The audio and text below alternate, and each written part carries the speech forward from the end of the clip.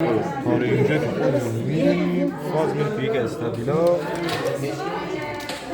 دوباره از فاز اون یکی تبدیل میره تو فاز لام.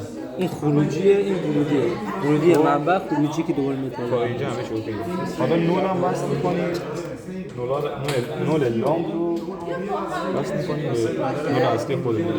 حالا به خاطر اینکه با اینا این چهار تا رو با هم اتصال بدیم دونه دونه دوتای بالا به دوتای پایین، دوتای بالا به دوتای پایین، دوتای بالا هم آخر سر دوتای بالا مثل متوازی الاضلاع. یکی دوتا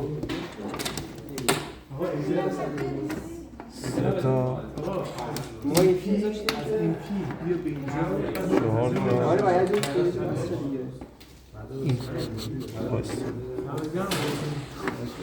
تا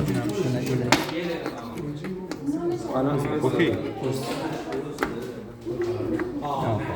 بذار سلام میکنم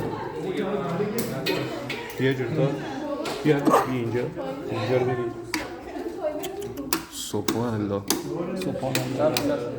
تمام پایان